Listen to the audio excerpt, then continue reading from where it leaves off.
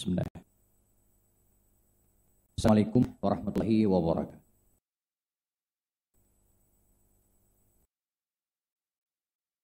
Alhamdulillahirabbil alamin. Wa bihi nasta'in ala umur dunya waddin. Asyhadu an la ilaha illallah, asyhadu anna Muhammadan abduhu wa rasuluhu la nabiyya ba'dah. Allahumma shalli ala hadzal nabiyil karim wa ala alihi wa sahbihi ajma'in. Rabbi shrah li sadri wa yassir li amri wahlul 'uqdatam min lisani yafqahu qawli. Hadirin dan hadirat para jamaah salat maghrib jelang isya Masjid As-Saffiyah, rahimakumullah, kita sama-sama bersyukur kepada Allah Subhanahu wa taala di sore hari ini, Senin malam Selasa, kita dipertemukan kembali oleh Allah Subhanahu wa taala dalam keadaan sehat dan diberikan berbagai nikmat oleh Allah Subhanahu wa taala, nikmat waktu luang, nikmat iman dan Islam. Kita bisa melaksanakan salat maghrib berjamaah. Dan sebagaimana diumumkan tadi, jelang waktu isya nanti insyaallah kita akan lanjutkan kajian sirah an-nabawiyah. Saya sebutkan lanjutkannya karena ini adalah bersifat serial ya. Jadi kalau saya tidak salah hitung ini adalah pertemuan yang keempat. Ya. Ada yang ngitung kayaknya ya. Seri yang keempat ya. Kita sudah mulai dari muqaddimah ya, lalu kemudian kondisi bangsa Arab jelang Nabi dilahirkan. Pertemuan ketiga kita sudah bahas ya, kelahiran Rasulullah SAW ya, dan masuk pada fase kanak-kanak ya.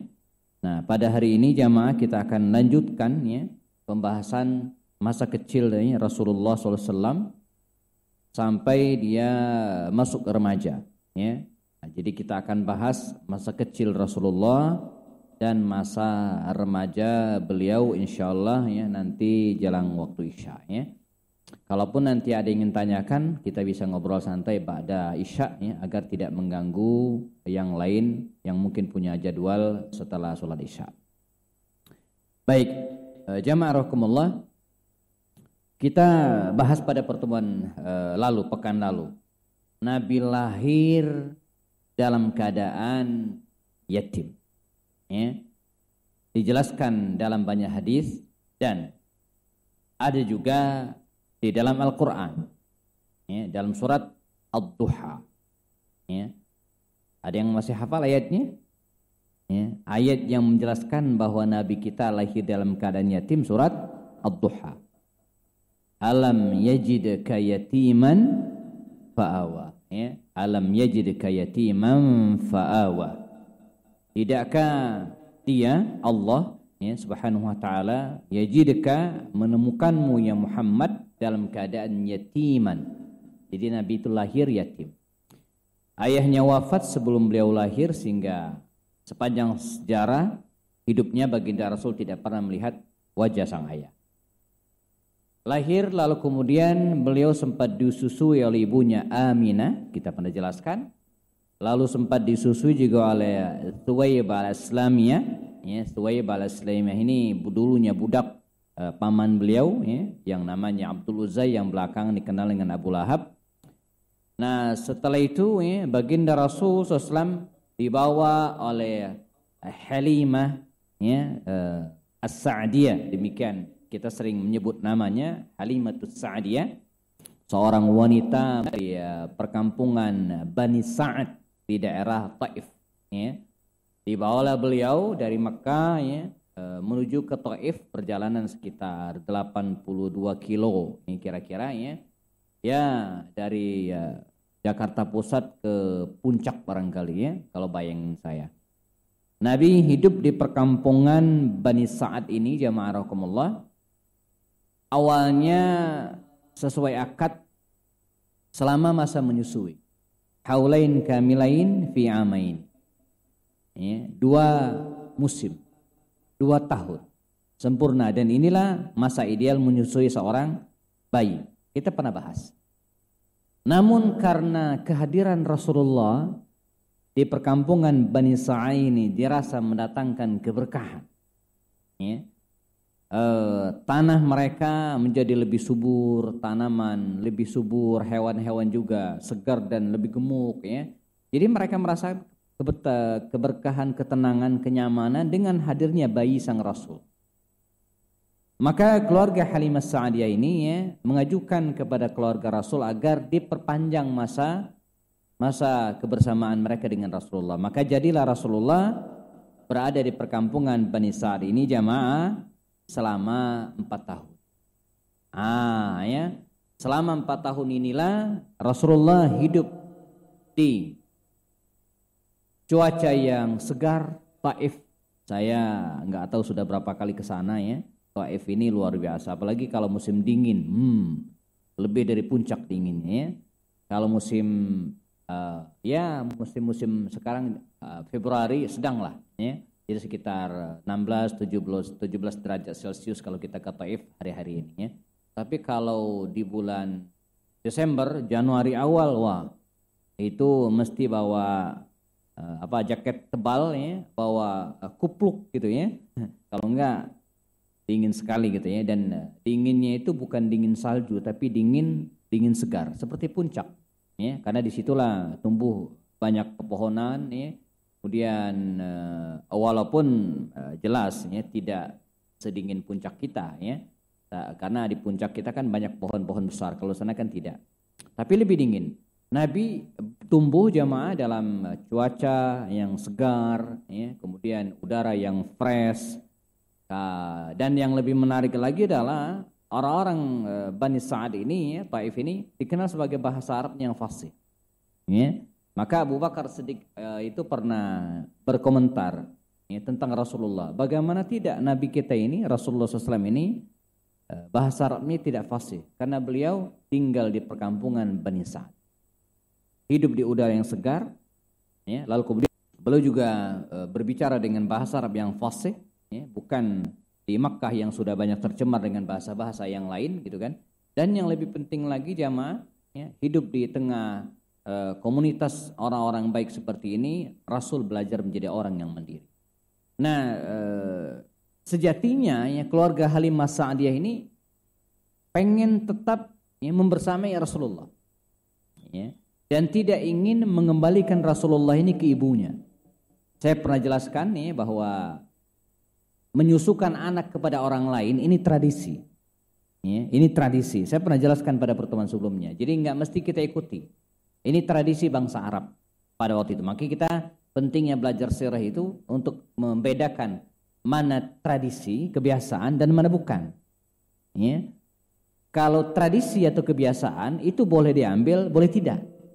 Ya. Seperti berdakwah dengan wayang. Ini lagi ribut sekarang ya. Di teman-teman yang aktif di media sosial rame itu ya. Dan menurut saya udah keterlaluan gitu ya. Ustadz Khalid Basalama juga sudah minta maaf. Itu tradisi, boleh diambil, boleh tidak. Jadi nggak mesti. Jadi kalau ada orang yang berdakwah dengan cara yang lain, tidak pakai wayang, ya boleh-boleh saja. Tidak kemudian harus dibully segala macam ya. Jadi tradisi itu, Islam itu menghormati tradisi ya, tapi tidak harus dipakai. Namanya kebiasaan, namanya tradisi. Selagi tidak bertentangan dengan Islam boleh pakai, tapi nggak mesti. Nah, menyusukan anak kepada orang lain dulu itu tradisi, kebiasaan bangsa Arab pada umumnya. Nah, ketika Islam datang ya, itu dibolehkan, tetap dibolehkan, tapi tidak diutamakan. Karena wal walidatu yurdi'na auladahunna haulain kamilain. Dalam surah Al-Baqarah katakan orang tua al-walidat, ibu yang melahirkan itu yang lebih utama menyusui anak. Ketika dia tidak mampu, baru kemudian disuruh orang lain. Ya. Nah, baik. Sejatinya Halimah Sa'diyah ini, seperti sampaikan di awal, tetap ingin membersamai Rasulullah SAW dan tidak ingin mengalihkan kepada ibunya. Tapi karena ada 2 peristiwa, catat sejarah ya, 2 peristiwa ini yang kemudian menyebabkan Halimah Sa'diyah ini ya, bergegas mengembalikan Rasulullah ke ibunya Aminah di Mekah karena khawatir. Apa 2 peristiwa tersebut? Pertama, jamaah, terjadi sebuah peristiwa yang dicatat dalam sejarah dengan ya, saya kutipkan hadisnya ini dari riwayat sahih ya, dan Imam Muslim juga meriwayatkan hadis ini ya, yang diberi judul dengan Syaqqus Sadr. Jadi Nabi itu pada usia 4 atau 5 tahun ya, jelang 5 tahun pernah mengalami sebuah peristiwa yang membuat Halimah Sa'diyah ini khawatir, ya, dengan peristiwa syaq as-sadar, pembelahan dada. Ya. Saya supaya asli gitu kan, saya bacakan teks riwayatnya gitu kan. An Anasin radhiyallahu anhu, ya, An Anasin ibn Malik. Jadi hadis ini diriwayatkan oleh Anas bin Malik, seorang sahabat Nabi yang membersamai Rasulullah SAW hampir 10 tahun, ya. Fima yarwihi Muslim fi sahihihi. Jadi hadis ini sahih diriwayatkan oleh Imam Muslim. Ya, jadi kalau hadis yang diriwayatkan Imam Muslim dan Bukhari dan ada dalam kitab keduanya ini sahih. Ya. Maka ada kitab Sahih Bukhari dan kitab Sahih Muslim. Hadisnya sahih. No debat. Anna Rasulullah SAW, bahasanya baginda Rasulullah SAW, atahu Jibril. Ketika usia 5 tahunan ini, 5 tahun kurang, 4 tahun setengah, ya, atahu Jibril, didatangi oleh malaikat Jibril. Wa huwa yal'abu ma'al ghilmani. Saat itu baginda Rasul sedang bermain dengan al-ghilman, dengan beberapa anak kecil, al-ghulam. Ghilman, ini jamak dari ghulam, anak kecil, usia-usia balita, seusia beliau. Fa akhadhahu, lalu malaikat Jibril ini jamak akhadhahu, mengambil Rasulullah. Ya, fa sara'ahu, lalu kemudian menidurkannya, membaringkannya, sara'ahu, fa syaqqa an qalbi.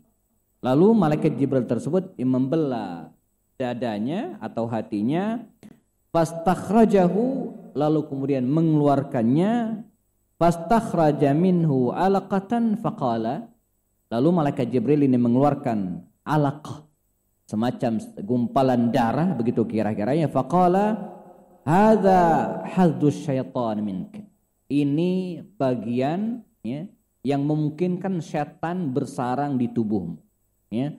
Tsumma ghasalahu, lalu malaikat Jibril ini mencucinya, fi tastin min dhahab bima'i zamzam, di dalam wadah yang terbuat dari emas, bima'i zamzam, dengan air zamzam. Tsumma adahu ila makanihi, lalu dikembalikan ke tempatnya. Waja'a al-ghilmanu yas'auna ila ummihi. Nah, orang-orang anak kecil tadi itu, ya, yas'auna ila ummihi, lari, menemui, melaporkan ke ibunya, maksudnya ibu susu Rasulullah Halimah Sa'diyah, ya. Yunaduna, mereka berteriak, anna Muhammadan qad qutil, bahwasanya Muhammad SAW dibunuh, gitu kan. Fastaqbaluhu wa huwa mumtaqi'ul laun. Jadi lalu, ya, Rasulullah SAW, ya, mereka mendatanginya dan kemudian dengan penuh kecemasan, mereka sangat khawatir dengan peristiwa tersebut. Nah, larilah Rasulullah SAW ketemu dengan ibunya Halimah Sa'diyah ini, ibu susu terus saja, ya. Dan ini yang membuat Halimah Sa'diyah ini merasa khawatir dengan keselamatan Rasulullah SAW. Peristiwa pertama, ya, syaqqus sadar. Dan peristiwa ini terulang kembali nanti jamaah ketika terjadi Isra dan Mi'raj. Nanti kita cerita tentang Isra dan Mi'raj pada waktunya. Jadi Nabi itu dalam riwayat pernah 2 kali dioperasi. Ya, dioperasi tubuhnya oleh malaikat Jibril, dan mungkin bagi kita cerita ini mungkin tidak masuk akal dulu, ya, tapi sekarang enggak, sudah biasa. Bahkan ibu-ibu, ya, yang melahirkan itu trennya ya sesar, dan semakin canggih hari ini, semakin canggih juga. Saya hampir nggak percaya, ada teman, saya nggak sebutkan namanya, ya. Dia punya anak 5. Teman-teman tahu nggak? Seluruh 4 anaknya itu sesar semua. Nah, ibu-ibu di belakang mungkin mau protes, Ustaz, bukankah adik kita, ya, maksimal sesar itu berapa kali? 3 kali, ya, lebih dari 3 nggak boleh. Ini 5, mau 5, baru 4 mau 5 gitu kan? 4-4-nya sesar semua, ya. Saya bilang, kok bisa? Bukankah kita di Indonesia, maksud saya sepaham kita, 3 kali batasnya, lebih dari itu nggak boleh lagi. Kata dia apa? Ya Syekh, itu di Indonesia. Istri aneh ini di Mesir. Oh, itu di Indonesia. Jadi batas 3 kali itu di Indonesia. Nah, ini istrinya ini dioperasi di mana? Di Mesir. Jadi ternyata orang Mesir, ya, itu lebih canggih. Jadi tempat sesarnya itu nggak pindah-pindah. Jadi kayak kita punya Sleting, Pak. Jadi sleting kan, bukain gitu kan, tutup lagi. Begitu mau lahirkan, di situ lagi dibedel. Jadi kalau kita kan pindah-pindah tuh. Ya 3 kali sesar, ya 3 kali titik gitu kan. Kalau sana enggak. Jadi mau 10 kali juga enggak masalah gitu kan. Karena luar biasa. Nah, ini anak yang kelima, lahiran di Indonesia. Pusing tuh dokter Indonesia. Ya, karena ilmunya belum nyampe gitu ya. Jadi wah, ini repot juga kalau mau dibawa ke Mesir lagi gitu ya. Lahir di Mesir. Nah, jadi dunia semakin canggih hari ini. Sebelum pandemi ada salah seorang sepupu saya cerita ya. Dia dulu mau dioperasi karena usus buntu ya, jadi harus betul-betul dibedel gitu ya. Kata dokternya, "Pak, Bapak mau dioperasi full, maksudnya dibius full, artinya sama sekali tidak sadar gitu kan? Atau mau dibius separuh gitu. Maksudnya separuh gimana? Ya separuh. Kami akan bius ya, tubuh Bapak dari sini ke bawah saja. Ya, dari leher ke atas Bapak sadar. Jadi Bapak bisa lihat kami bedel perut Bapak. Dengan sadar, lihat gitu kan. Oh enggak, full aja gitu kan. Iya canggih luar biasa zaman hari ini gitu kan. Nah ini manusia yang melaksanakan Pak. Nah, ini malaikat gitu kan. Utusan Allah Subhanahu wa taala, makanya bagi kita orang yang beriman ya, tidak ada yang mustahil dan sangat mungkin terjadi. Anas bin Malik pernah membaluri tubuh baginda Rasulullah SAW, mengelap tubuh Rasulullah SAW dan beliau memberikan kesaksian. Ada bekas seperti jahitan ya di tubuh Rasulullah SAW. Ini peristiwa pertama. Ya, nanti teman-teman bisa cek lagi di kitab Sahih Muslim. Ya, hadis ini ditegaskan oleh ya, Anas bin Malik radhiyallahu anhu. Nah, peristiwa yang kedua, jamaah Rasulullah SAW ini pernah dikejar oleh seorang rahib. Ada yang mengatakan rahib Nasrani, ada yang mengatakan Yahudi. Saya punya dugaan Yahudi, kemungkinan besar Yahudi. Ya. Walaupun mengatakan rahib ini ada yang mengatakan Nasrani. Dia dikejar-kejar, jamaah pengen ditangkap. Mengapa? Karena dia melihat dalam tubuh Rasulullah ya min khatamin nubuwah, ada tanda-tanda kenabian. Dan ketika dia melihat tanda-tanda yang lain, tanda-tanda alam misalnya kemana baginda Rasul berjalan, maka di situ dinaungi oleh awan. Di mana Rasulullah duduk, maka di pohon tersebut ya, daunnya itu melambai dan seperti menaungi Rasulullah. Jadi dia melihat dari tanda-tanda ini bahwa ini anak kalau dibiarkan gede bisa jadi nabi. Karena dalam dirinya ada tanda-tanda kenabian. Pengen dia tangkap, dikejar, Rasulullah lari dan kemudian ya, laporan ke ibunya. Nah, dua peristiwa ini membuat Halimah Sa'diyah ya, begitu sangat khawatir dan masuk tahun kelima dari usia Rasulullah SAW, Nabi diantarkan kembali ke ibunya Sayyidah Aminah. Maka Rasulullah SAW ya, tinggal bersama dengan ibunya Aminah, ya, dididik oleh ibunya Aminah ya, sampai suatu saat masuk tahun ke-6 dari usia Rasulullah SAW, ya, usia 6 tahun ya, beliau diajak oleh ibunya ini untuk berkunjung ke keluarga mereka di Madinah Al-Munawwarah ya, sekaligus mengunjungi makam ayahandanya yang berada di An-Nabiqah, ya, pinggiran kota Madinah. Sebagaimana kita ketahui bahwa Rasulullah SAW ini ada darah Madinah ya. Ayahnya Abdullah bin Abdul Muttalib. Nah, Abdul Muttalib ini punya ibu. Ibunya itu namanya Salma dari kabilah Bani Najjar di Madinah. Ya, makanya Aminah ditemani oleh Ummu Aiman dan yang lainnya berangkatlah mengajak Rasulullah yang usia 6 tahun ini ya, menuju ke Madinah, kunjungan ke keluarga besar di situ dan sekaligus ziarah ke makam Abdullah ayahanda Rasul di lembah An-Nabiqah. Saya pernah dapat cerita ya bahwa makam ayahanda Rasul ini di tahun mungkin 60-an 70-an ya, tahun 66 70-an. Kakek saya itu naik haji tahun 64 ya. Jadi sekitar itulah ya, tahun 70-an mungkin masih ada. Nah, itu masih ada tuh makam ayahanda Rasul, masih ada. Nah, sekarang tidak ditemukan lagi. Saya pernah sengaja meluangkan waktu melacak gitu kan. Saya bilang di mana An-Nabiqah, ditunjukkan tempatnya. Saya dengar dulu di sini ada makam ayahanda Rasul. Kata aparat di sana enggak ada. Jadi seperti ditutupi. Wallahu alam ya apa maksudnya, tapi saya dengar dari mereka yang pernah lama tinggal di Saudi mengatakan bahwa pemerintahan Arab Saudi agak hati-hati masalah yang beginian. Jadi mereka cenderung menutupi tempat-tempat yang dia khawatirkan akan dikeramatkan dan itu enggak penting. Jadi mengunjungi makam ayah Rasul itu tidak tidak ada syariatnya. gitu ya. Tidak dianjurkan juga tidak, maka khawatir disalahgunakan, mungkin maka tempat tersebut ditutupi, ya, sengaja disembunyikan. Mungkin bagi orang-orang yang lama tinggal di tanah suci mungkin tahu titiknya sebelah mana, tapi kalau saya kan nggak tinggal di situ, ya. Lagian udah lahir tahun 70 sekianan gitu ya. Mungkin orang-orang dulu ada, ya. Misalnya karena ada beberapa tempat yang masih kita bisa telusuri, misalnya Zam-Zam saja itu kan bagi yang haji atau umroh setelah tahun 2011 mungkin nggak begitu tahu tuh di mana tempat sumur Zam-Zam. Tapi saya yang pernah berangkat ke sana sebelumnya tahu ya, titiknya sebelah mana gitu kan. Nah kalau dulu itu ya selain memang turun ke bawah dan memang ada sumurnya, ya setelah itu ditutup, tapi di atasnya itu masih ada tulisan. Di keramiknya itu ada tulisannya. Tulisannya Bi'ru Zam-Zam. Dulu masih ada, sekarang nggak ada lagi. Pelong habis, apalagi pakai karpet, mana kelihatan gitu kan. Dulu masih ada tulisannya gitu kan. Bulatin dilingkarin gitu kan, ada tulisannya Sumur Zam-Zam atau Bi'ru Zam-Zam. Sekarang nggak ada lagi.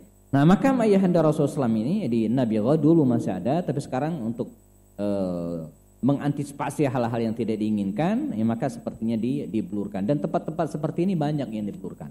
Ya, di Taif itu banyak sekali tempat-tempat yang pernah dikunjungi oleh Rasulullah SAW. Ya, bagi yang tahu, ya mesti ngerti. Ada Masjid Qaqa namanya ya, Masjid Qu, maaf, ya Masjid Qu di mana Nabi juga pernah ke situ. Ada masjid apalagi ya, banyaklah ya.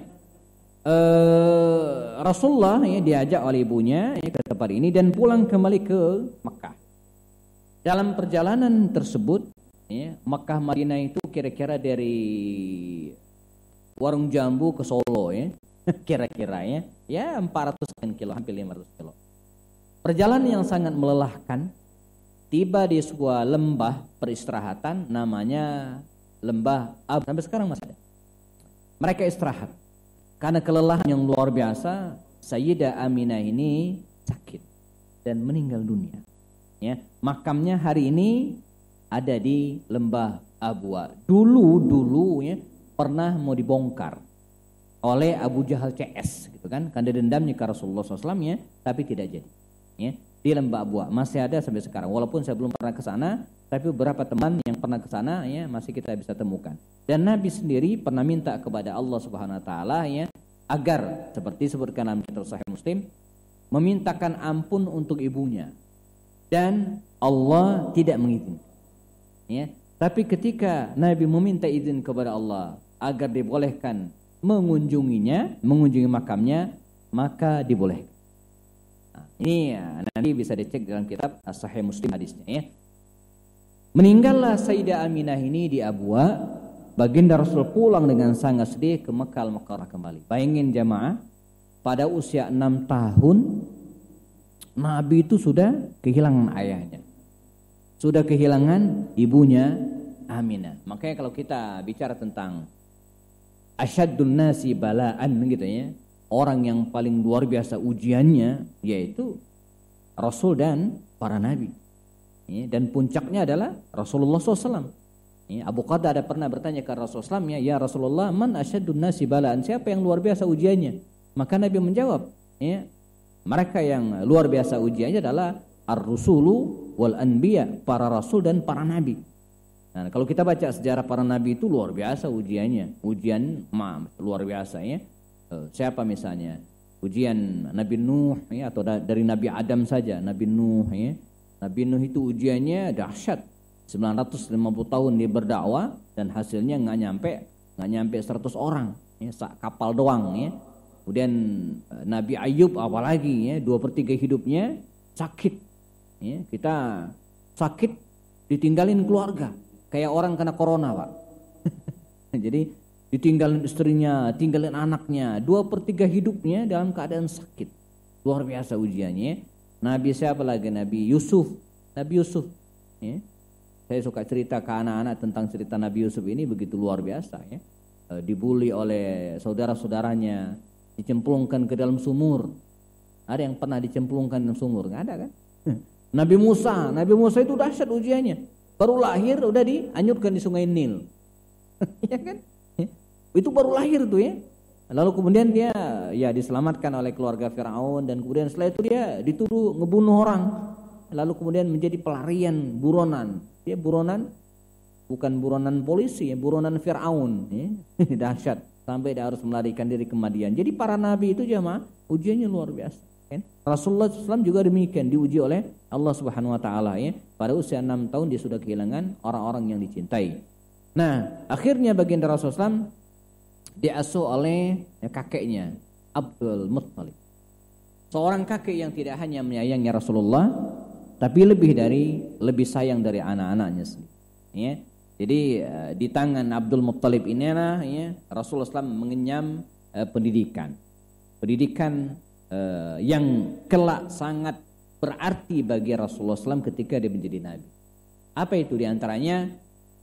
Abdul Muttalib ini, ya, mendidik Rasulullah untuk bergaul dengan banyak orang. Nanti diperlukan oleh Rasulullah. Misalnya dalam riwayat, Abdul Muttalib ini membawa cucunya Rasulullah SAW ini, ya, di keramaian, jadi di forum-forum terhormat, di rapat-rapat besar. Jadi Nabi itu dididik oleh kakeknya ini, gitu kan, dari kecil sudah biasa ketemu dengan banyak orang. Dan ini saya sering sampaikan ke mananya di seminar-seminar pendidikan. Di antara tahapan-tahapan pendidikan anak itu adalah memperkenalkan mereka dengan dunia luar, ya. Jadi yang ironis hari ini anak-anak kita banyak kan, apalagi di masa pandemi seperti sekarang, ya, banyak kan di rumah, di kamar, ya, temannya ini. Jadi anak-anak kita hari ini luar biasa, gitu kan, mereka menangis, sedih, gitu kan, karena Instagramnya di unfollow oleh teman-temannya. Jadi followernya berkurang, disedih, gitu kan. Jadi dan sebaliknya bangga dengan banyaknya follower. Padahal saya suka sampaikan, ya, teman sejati itu ya bukan follower itu. Teman sejati itu bukan friends Facebook, gitu kan. Teman sejati itu adalah dunia nyata, ya, dunia nyata. Rasulullah SAW pada usia 6-8 tahun ini, ya, beliau diperkenalkan oleh kakeknya Abdul Muttalib ini ke dunia luar.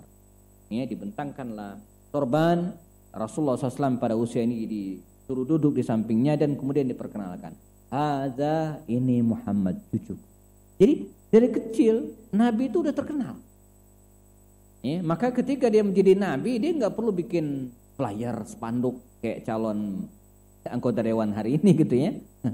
Mengapa para calon anggota dewan, ya, para calon gubernur kita hari ini perlu spanduk di mana-mana? Karena orang nggak kenal dia. Coba jauh sebelum pemilihan dia sudah turun ke masyarakat, nggak perlu lagi yang begituan, gitu, ya. Rasulullah SAW jauh sebelum menjadi Nabi, orang udah kenal semua dengan Muhammad SAW, ya.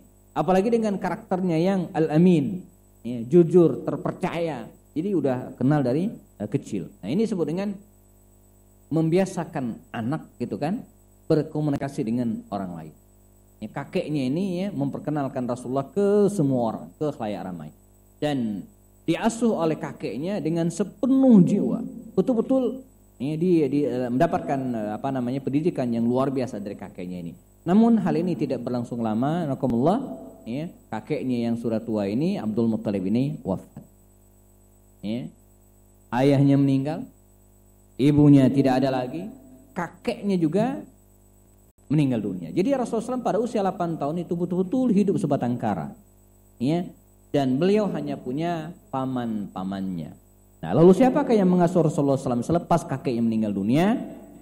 Diasuh oleh pamannya Abu Talib. Pertanyaannya, mengapa Abu Talib? Bukankah baginda Rasul punya paman-paman yang lainnya? Ya, ada Abu Lahab. Abu Lahab itu kan paman Rasul juga. Ada Abbas bin Abdul Muttalib, ada Hamzah bin Abdul Muttalib, ada Haris bin Abdul Muttalib, ya. Dan ada 9, ya, dia punya 9 orang paman, ya. Jadi karena Abdul Muttalib itu kan punya 10 orang anak laki-laki dan 16 perempuan. Jadi 9 paman Rasulullah. Kenapa Abu Talib? Ada 2 alasan. Pertama, Abu Talib ini jamaah secara nasab dengan baginda Rasul adalah orang yang paling dekat, ya. Orang yang paling dekat nasabnya dengan Rasulullah. Apa maksudnya? Jadi Abdul Muttalib ini dalam catatan riwayatnya punya istri 5, ya, punya istri 5, dan ini disebutkan dalam kitab Sirah Ibnu Hisham, ya. Dalam Sirah Ibnu Hisham disebutkan Abdul Muttalib ini ya, punya istri 5 orang. Ya. Ini di slide saya Pak Didi di halaman berapa ini ya? 17-18. Ya. Judulnya Istri dan Anak Abdul Muttalib. Mungkin bisa ditayangkan ya. Nah, kelima istri Abdul Muttalib ini yang pertama adalah Hala. Ya. Hala ini saya rangkum dari ya, mungkin terus lagi. Slide berikutnya. Nanti jamaah sekalian yang hadir yang pengen slide lengkap bisa minta ke saya atau ke panitia. Nah ini ya sebelumnya di atas lagi. Istri dan anak-anak Abdul Muttalib. Supaya ya. Nah Abdul Muttalib ini punya 5 istri. Ya. Pertama ya ke atas lagi. Terus Hala binti Wahib, namanya Hala binti Wahib. Terus lagi yang kedua Fatimah binti Amr, ya, naik lagi ke atas Pak. Yang ketiga adalah Samra binti Jundab. Yang keempat adalah Lubna binti Hajir. Dan yang kelima adalah Nutaila binti Jundab. Masih kelewatan tuh ya. Di saya halaman 24, slide ke 24. Nah inilah istri ya, Abdul Muttalib 5. Dulu nggak ada batas. Jadi 5 ini udah sedikit gitu ya. Ada yang 10 bahkan gitu ya. Jadi kehadiran Islam itu ibu-ibu sekalian yang tadinya banyak ya istri-istri mereka ketika Islam datang dibatasi. Jadi kehadiran Islam itu membatasi. Bukan tadi 1 jadi banyak, tapi tadi banyak jadi dikit. Ya, jadi jangan keliru. Nah ini ya, inilah istri dan anak-anak Abdul Muttalib, kakek Rasulullah SAW. Jadi yang pertama itu Hala binti Wahib itu melahirkan anak Hamzah, Muqawwim, Hajjal dan Sofiyah. Ya. Yang kedua, nah ini yang pentingnya Fatimah binti Amr melahirkan anak. Ya, di antara adalah Abdullah, Abu Talib, lalu kemudian Az-Zubair, Ummu Hakim al-Biyadha, Atika, Umaymah, Arwa dan Barrah. Ya. Samra melahirkan anak namanya Harith atau Harith, Lubna melahirkan anak namanya Abu Lahab, dan Nutaila melahirkan anak namanya Abbas dan Dirar. Nah poin saya yang kedua ya, jadi Abdullah dan Abu Talib ini ya, itu satu ayah satu ibu. Jadi dia adalah paman Nabi yang paling dekat.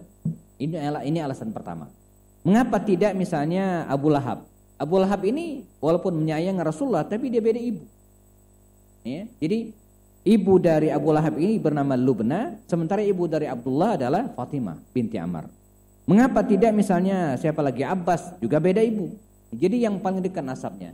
Alasan yang kedua adalah Abu Talib ini jamaah orang yang mewarisi gitu ya kepemimpinan pasca wafatnya Abdul Muttalib. Jadi begitu Abdul Muttalib meninggal dunia, maka kabilah Bani Hashim ini pimpinannya itu serahkan kepada Abu Talib. Dan lebih dari itu, dari sekian banyak keturunan Abdul Muttalib tadi itu, anak-anaknya yang paling berpengaruh dan disegani adalah Abu Talib. Ya, makanya baginda Rasulullah diasuh oleh pamannya Abu Talib. Abu Talib ini punya banyak anak. Justru kehadiran baginda Rasulullah SAW di tengah keluarga Abu Talib ini ya untuk ya, meringankan beban sang paman. Ini penting bagi kita. Jadi kehadiran Rasulullah SAW itu ya bukan justru membebani pamannya, enggak. Justru meringankan pamannya. Buktinya belakangan salah seorang putra pamannya ini diambil oleh Rasulullah SAW dan tinggal terpisah dengan beliau. Namanya Ali bin Abi Thalib. Ini juga inspirasi bagi kita ya. Kita jangan sampai ya, ngikut orang itu jadi beban, justru meringankan. Saya setahun ya ikut paman gitu kan, dan salah satu nasihat nenek saya dulu ya, kalau ikut orang itu jangan jadi beban. Ya, jadi kita harus pinter-pinter ya ngebudiin, ini bahasa kami orang orang Melayu, ngebudi ini itu artinya nanam budi.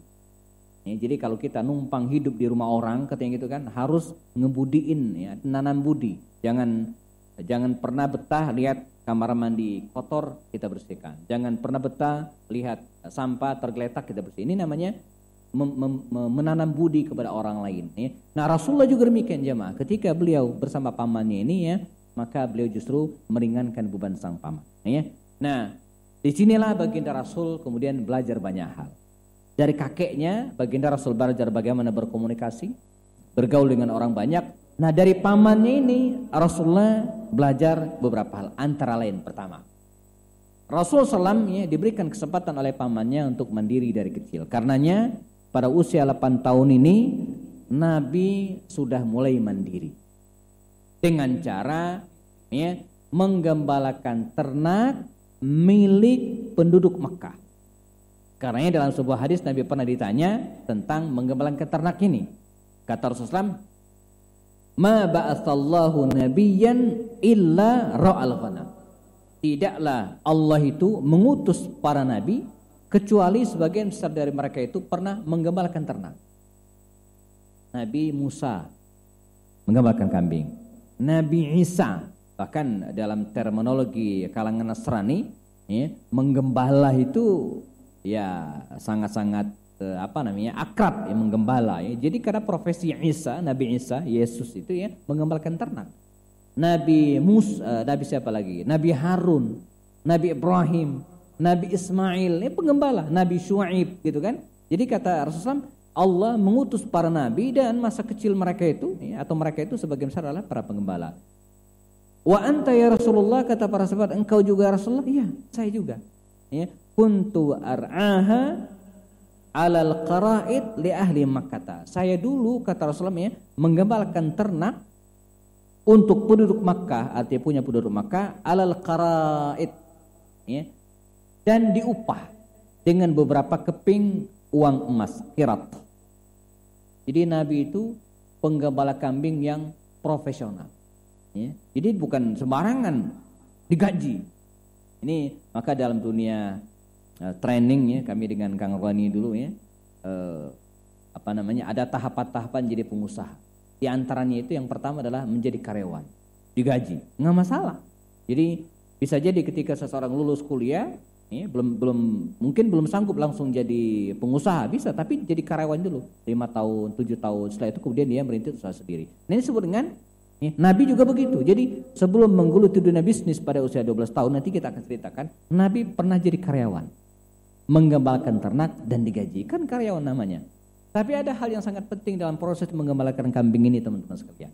Ya, Dr. Syafi Antonio, ya, yang pemilik Andalusia, ya, sekolah tazkiyah, ada masjid di Sentul, kita tahu kan ada 2 masjid besar ya, Masjid Az-Zikra punya almarhum Ustaz Alfil Ilham, dan di sampingnya ada Ustaz Syafi Antonio ya.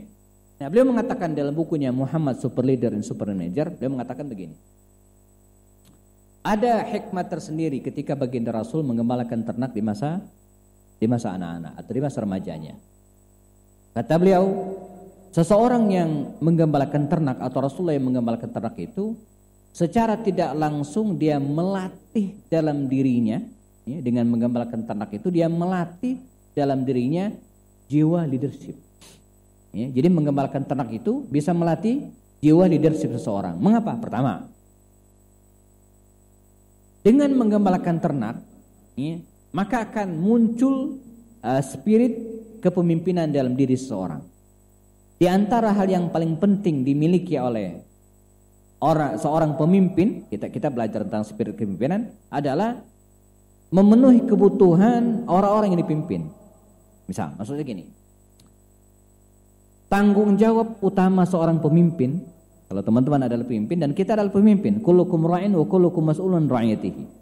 Tanggung jawab seorang pemimpin yang utama adalah memastikan bahwa orang-orang yang dipimpinnya itu dapat makan. Itu dulu. Kalau Anda sebagai seorang kepala keluarga dan kepala keluarga pimpin, tanggung jawab pertama apa? Pastikan istri, anak bisa makan. Itu dulu, itu yang pertama. Kalau Anda sebagai seorang wali kota, pastikan rakyat Anda di kota tersebut ya, tidak ada yang kelaparan. Kalau Anda sebagai gubernur, pastikan provinsi yang Anda pimpin itu ya, tidak ada yang kelaparan. Presiden juga demikian. Nah, apa hubungannya dengan menggembalakan kambing? Proses menggembalakan kambing itu pertama kali tugasnya apa? Nyari makan untuk kambingnya. Jadi ini kan melatih mencari maisha. Maka ada anekdot ya, ketika training pernikahan itu ya, al-ma'isha ya qabla Aisyah. Jadi nyari Ma'isyah dulu ya sebelum dapat Aisyah. Jangan sampai Aisyah ini kelaparan. Itu penting ya. Kecuali dapat mertua yang tajir bolehlah ya. Tapi kalau enggak wah bahaya. Jadi itu penting ya mencari Ma'isyah. Ma'isyah itu artinya apa? Sumber penghidupan gitu ya. Walaupun dikit tapi ada. Jangan enggak ada sama sekali. Sebab Aisyah yang nanti mau kasih apa? Nah, Rasulullah SAW itu ya dengan menggembalakan ternak pertama dia melatih jiwa kepemimpinan dengan mencari makan. Ini penting ya. Nah, Umar bin Khattab itu terkenang sekali. Umar itu, jemaah kalau kita baca serial biografi Umar itu dibanding yang lain dia lebih lama menggeluti dunia menggembala ketimbang bisnis. Ini beda dengan yang lain ya. Kalau Utsman itu kan lebih banyak dia berbisnis, Abu Bakar, Tolha. Tapi kalau Umar itu enggak. Umar itu lebih lama dia menjadi penggembala. Dan dia bersyukur, saya bersyukur kata Umar masa lalu saya dulu ya dengan menggembalakan ternak milik bapak saya itu. Sebab ketika dia jadi khalifah, nah pengalaman menggembala ternak tadi itu melekat dalam dirinya. Ya, dengan menggembalakan ternak, kata dia, saya akan memahami karakter masing-masing hewan dan hari ini saya memahami karakter masing-masing orang. Ya, orang yang berhasil menggembalakan ternak berarti dia melatih tanggung jawabnya. Jangan sampai kambingnya berangkat bawa 50 pulang tinggal 25. Wah ini penggembala yang enggak tanggung jawab. Pemimpin juga begitu gitu kan. Ya, jadi menggembalakan ternak itu berarti direct, kita mengatur orang, mengatur ternak, memimpin ya. Jadi kata Rasulullah SAW, Allah sengaja mengutus para nabi itu diantara dengan cara menggembalakan ternak untuk melatih jiwa kepemimpinan mereka, dan ini berfungsi sekali ketika Nabi suatu saat menjadi rasul. Jadi ini pengalaman pertama Rasulullah ketika diikut pamannya. Selanjutnya pada usia 12 tahun beliau menggeluti dunia bisnis, lalu nanti ikut perang bersama pamannya dan peristiwa-peristiwa lainnya ya. Nah ini akan kita bahas pada pertemuan berikutnya insyaallah. Karena sudah masuk waktu Isya. Next pertemuan berikutnya kita akan bahas masa remaja Rasulullah SAW di bawah naungan sang paman. Kita akan lihat bagaimana Nabi berbisnis. Nabi ikut pertemuan-pertemuan tokoh Quraisy, ada namanya Hulful Fudul, ada namanya Perang Fijar. Sampai pertemuan berikutnya kita akan bahas pernikahan Rasulullah dan seterusnya insyaallah.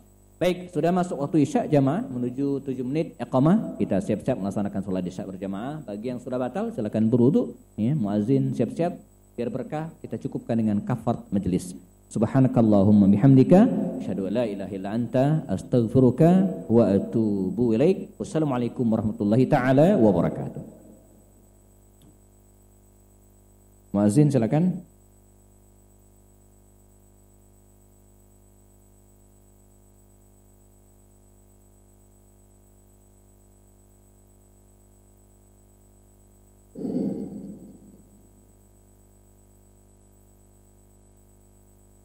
Allah